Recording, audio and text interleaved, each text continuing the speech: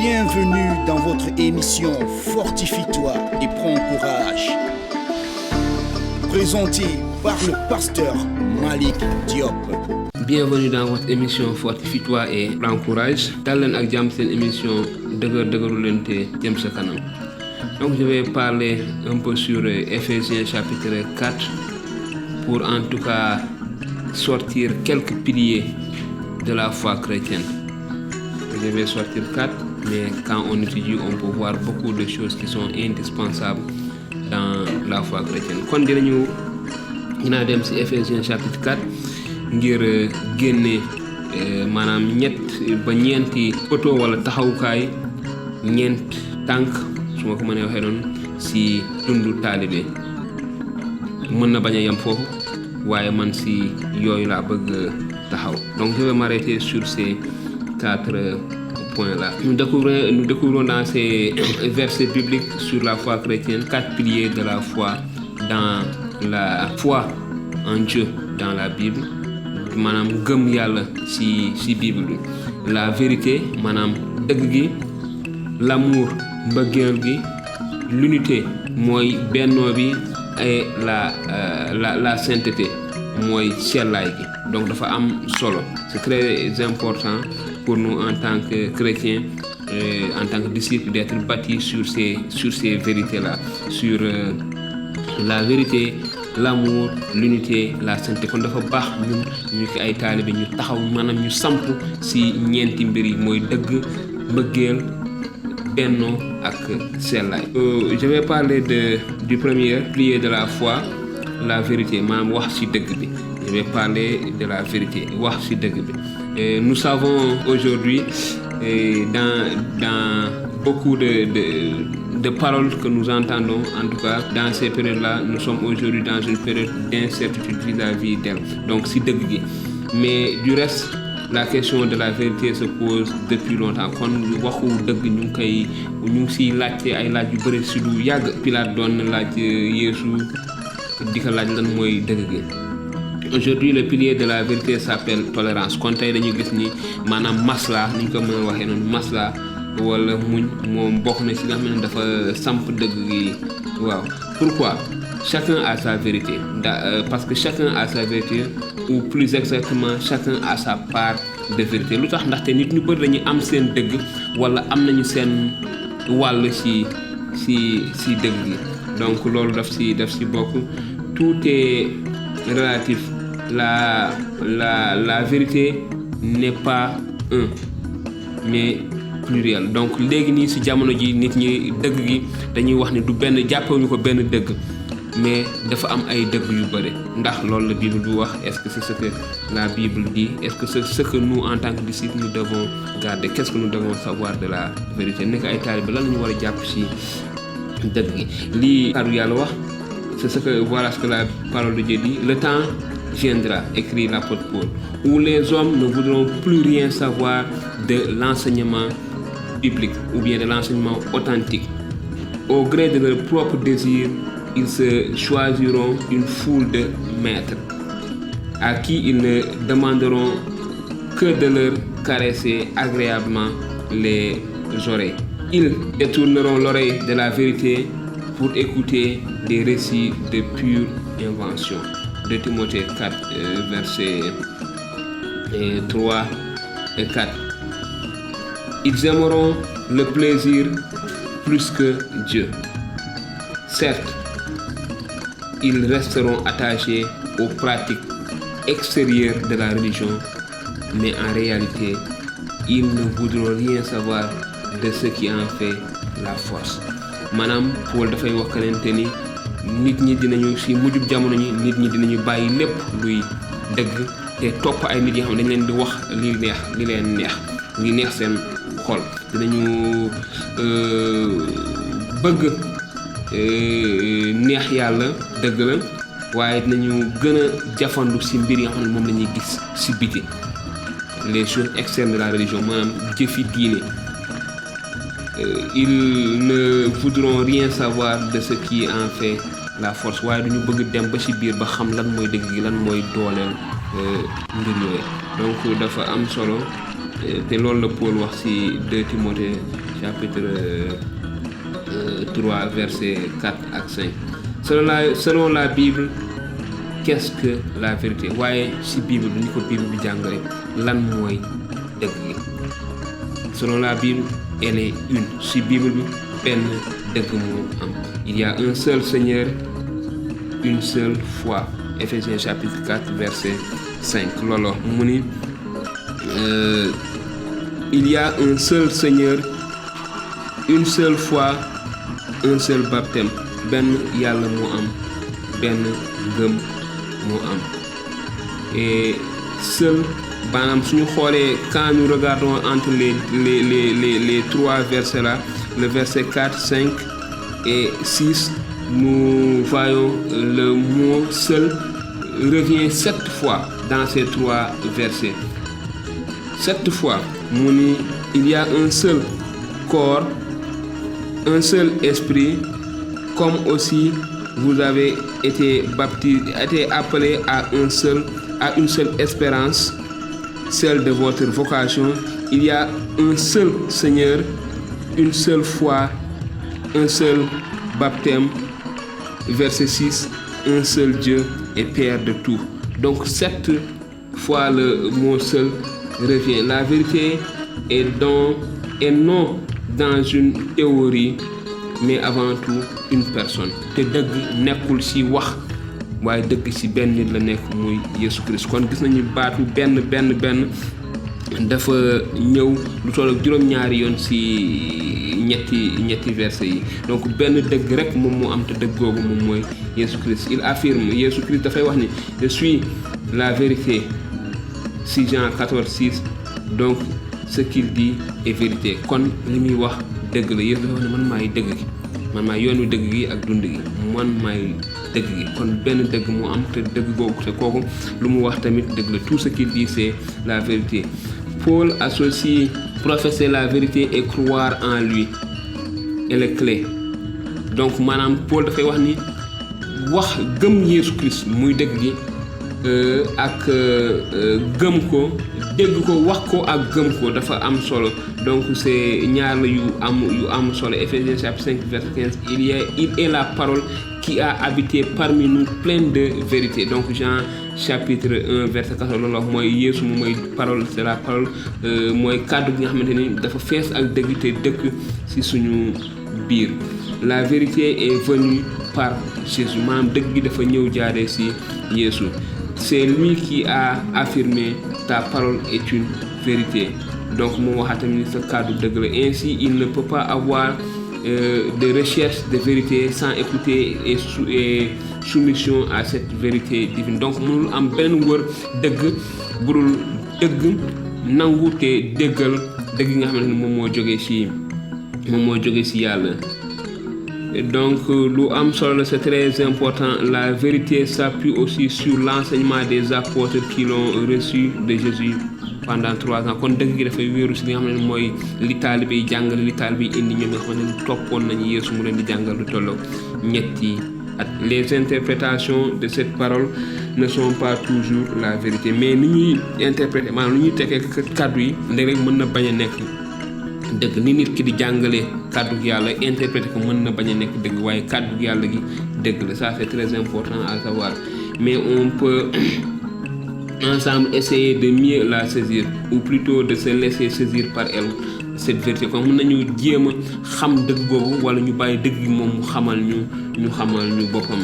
Le fait d'accepter toute la parole nous permet de vivre une autre dimension qu'avec non seulement jugement. donc maanaam ñu dégg kàddu gi, ñu nangu kàddu googu, nangu dëgg googu daf ñuy dimbale ñu dund beneen xeetu dëgg, beneen xeetu dund daal maanaam dafa am solo. Jésus affirme que seule la vérité affranchit. Yeesu dafay dëggal ni dëgg rek moo mën a goreel. loolu la wax ci Jean chapitre 8 verset 32. il peut y avoir d'autres vérités certains systèmes religieux, philosophiques intéressants, mais seul Jésus libère profondément et vous serez réellement libre. Kon Yeesu rek moom moo ñu mën a libérer dëgg te ñu libre, donc dafa am solo. Beneen bi ci topp mooy mooy mbëggeel du moins. Le second pilier de la foi chrétienne, c'est important d'avoir l'amour. L'amour c'est très important, dafa am solo. Quand Paul parle de l'amour comme étant un des fondements de la vie chrétienne, lu mu siy wax, quand dit-il, quand Paul parle de l'amour, bu Paul di wax ci mbëggeel comme lu bokk ci benn ci tànk ci ngëm niki taalibe, lan la ciy wax? Qu'est-ce qu'il en dit? Que l'amour ne peut vivre sans la vérité. mu ni Paul dafay wax ni mbëggeel mënul dund fu dëggu nekkul. Donc mbëggeel ak dëgg dañoo war a ànd. L'amour et la vérité vont ensemble. Elles sont deux sœurs jumelles. Ils parlent de professer la vérité dans l'amour. Kon dafay wax ci ñu wax dëgg ci mbëggeel. Parler la vérité dans l'amour dafa am solo. Éphésiens chapitre 4 verset 15. Mais en disant la vérité avec amour, nous croîtrons à tout égard en celui qui est le chef Christ. Kon bu ñuy wax dëgg gi ak mbëggeel dinañu màgg ci ki nga xam ne moom mooy kilifa gi, mooy jawriñ bi, muy Yeesu. C'est donc vraiment très important de ne pas dissocier les deux là, mais de savoir qu'ils vont ensemble. Ñoom ñaar dañoo ànd te kenn mënu leen tàqal te war ñu leen jéem a tàqale. Cela rappelle que ce que Jésus disait, si quelqu'un m'aime, il gardera ma parole. Te dafay ñuy fàttali li nga xam ne moom la borom bi Yeesu wax ni ku ma bëgg dina sàmm samay kàddu, maanaam ku ma bëgg man dëgg gi dina sàmm sama ay kàddu. Donc c'est très important. Jean 14:23. La vérité doit être accompagnée de l'amour. Mbëggeel dëgg dafa war a mbëggeel ko war a gunge. Donc même booy wax nit ki dëgg dafa war a ànd ak mbëggeel. Quand tu dis à une personne la vérité, ça doit être avec amour. Donc c'est très important, dafa am solo ñu bàyyi xel ci loolu. La vérité sans amour rend dur. Donc wax dëgg bu ànd ak mbëggeel, dëgg boobu dafay metti te xam nañu lu bëri lu mu mën a jur. La foi, donc la doctrine, la vérité sans amour rend fanatique. Maanaam ngëm boo xamante ni àndul ak mbëggeel, jàngale gëm boo xamante ni àndul ak dëgg, àndul ak mbëggeel, dafay nekk rek comme diine ak neen. Dafay mel rek lu neex nit ñi, waaye du doon lu baax ni mu war a mel. Comment l'amour selon Dieu devrait-il se vivre? Naka la ñu war a dundee nag mbëggeel ni ki yàlla? C'est en Christ que l'on trouve le modèle de l'amour véritable. Kon maanaam misaalu bëggeel bu dëgg bi ci Yeesu lañ ko mën a gisee. Nous sommes appelés à aimer comme Christ a aimé. Kon dañu woo ñu bëgg ni nga xam ne moom la Yeesu bëggee, c'est-à-dire dans l'humilité et en cherchant constamment l'intérêt de l'autre. Dañu woo ñu bëgg ci suufeelu, waaye di sax ci di wër li nga xam ne moom mooy jàmm, mooy li baax ci keneen ki nga xam ne moom la ñu bëgg. Ça c'est très important à l'exemple du Christ. L'apôtre Paul parle de se supporter les uns les autres en toute humilité et douceur et avec patience. Kon Paul mu ngi wax ne nañu bëggante, jàppalante ak mbëggeel, ak suufeelu, ak muñ. Du verset 2 de Éphésiens 4. En toute humilité et douceur avec patience supportez-vous les uns les autres avec amour. Maanaam si suufeelu, si muñ, si teey nañu jàppalante kenn ku nekk sa morom ak mbëggeel. Donc c'est vraiment très très important. Christ nous a pas aimé parce que nous l'aimons, c'est lui qui est le premier à nous aimer. Kon Yeesu bëgguñu ndax ñun dañ ko bëggoon parce que dañu déggatil yàlla, mais moom si suñu ñàkk suñu déggatil boobu moom moo ñu bëgg. Il nous a aimé en premier. Christ ne nous a pas aimé parce que nous étions aimables. Bëgguñu yàlla, bëgguñu ndax dañoo soppalu woon, déedéet, parce que ñun ñoo ko njëkk bañ, mais teewul moom mu bëgg ñu. Donc c'est encore une fois de plus, nous ne devons pas dire juste que nous devons aimer ceux qui nous aiment, parce que ce n'est pas comme ça que Dieu a fait avec nous. Parce que lorsque Dieu nous aimait, nous on s'était détourné de lui, on l'avait pas aimé et on l'a pas montré notre amour. te kon noonu la ñu war a doxalee ak ñi nga xam ne dañu bëgg. Waruñu bëgg rek ñi nga xam ne dañu bëgg, waaye dañu war a bëgg nit ñëpp, ndax loolu la yàlla doxal ak ñun. bi mu ñuy bëgg fekk na ñun wëlbatiku nañu war nañ ko ginnaaw. Christ ne nous a pas aimé parce qu'il avait envie, c'est parce qu'il l'a décidé maanaam bëgguñu woon parce que daf ñu bëggoon a bëgg mais daf ko maanaam du woon sañu la bañ c'était vraiment ça c'est de l'amour. Aimer c'est donner maanaam bëgg dafay jox. Dieu a tant aimé le monde qu'il a donné son fils yàlla dafa bëgg àdduna si ba joxe Yeesu joxe almasi bi ngir ñun c'est donné donc mooy joxe ku bëgg da ngay joxe dafay am looy joxe que toute votre vie soit dirigée par l'amour comme cela a été pour le Christ maanaam mu ne suñu dund gépp mbëggee la ko war a jiital mbëggee la ñu war a xiital ni mu nekkee woon pour Jésus Christ. Donc ça c'est quelque chose de très important pour nous en tout cas en tant que disciples de Jésus et lui il nous a aimés et s'est livré lui-même qu'il a livré sa vie pour nous mu jox yàlla dundam ngir ñun ça c'est très important. Donc dafa am solo que nous soyons vraiment bâtis et fondés sur ces vérités là donc d'aimer nous soyons fondés ni ki ay talibé nous soyons comme des disciples devons être bâtis sur la vérité sur l'amour mais aussi voilà Christ l'amour de Christ s'est manifesté en se donnant lui-même à notre place sur la croix kon loolu la Yeesu wane mbëggeelam bi mu joxe boppam joxe dundam ngir ñun ca bant ba. Donc le troisième pilier c'est de la foi c'est l'unité maanaam mooy bennoo bi l'unité ça c'est très important. Je trouve que l'unité moderne est en général bien superficielle kon booloowu àdduna bi jamono ji tey maanaam dafa am forme ni rek mais du lu dëgg excusez-moi repose par exemple sur les rentabilités donc dafay wéeru ci rentabilité ak profit maanaam ci li ma ci am ak li ci baax pour man. Donc ci loolu la mbëggeelu tey ji ci suñu jamono ji wekku waaye du mbëggeel bi nga xam ne moom moo jógee ci yàlla mbooloo bi du moins c'est différent de l'unité dont la parole de Dieu parle. Paul parle de l'unité comme étant un des piliers de la foi en Dieu. Paul dafay wax ci mbooloo ni mu nekk leen loo xamante ni dafa bokk ci ay tànk yi nga xamante ni mooy gëm ci yàlla. Efforcez-vous de conserver l'unité de l'esprit par le lien de la paix. mu ni ngeen góorgóorlu ci sax ci jàpp bennoo boobu mbooloo boobu ci jàmm yàlla jàll ko ci xel mu sell mi. Le but des chrétiens est de parvenir à l'unité de la foi kon jubluwaayu taalibe bi mooy ñu agsi ci sàmmoo nekk benn jàll ko ci ngëm. La question est de savoir comment et à quel prix maanaam léeg-léeg laaj mooy naka la noonu mën a amee ak lan lañ nar a jaral wala ba fan la ñu nar a yóbbu. C'est très important dañu war a bàyyi xel ci bennoo bi dans la parabole des deux maisons. La solidité est liée à l'écoute et à la mise en pratique de la parole de Dieu. kon si léebu ñaari kër yi ñu tabaxoon ci suuf si ak ci doj bi dafay biral ni kenente ni dëgëraayu kër gi mu ngi wéeku woon ci fan la kër yooyu fan lañ ko sampoon.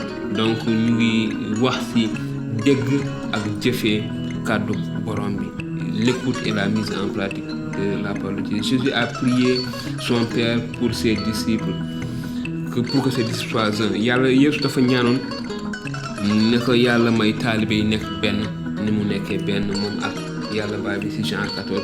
Cela est donc un but important qui nous force à ne pas nous contenter de rester bien tranquille entre nous. Donc du rek li nga xam ne dafa am solo ñu commencé du rek ñu nekk ci jàmm ñun rek ñu yam ci loolu déedéet dafa weesu loolu.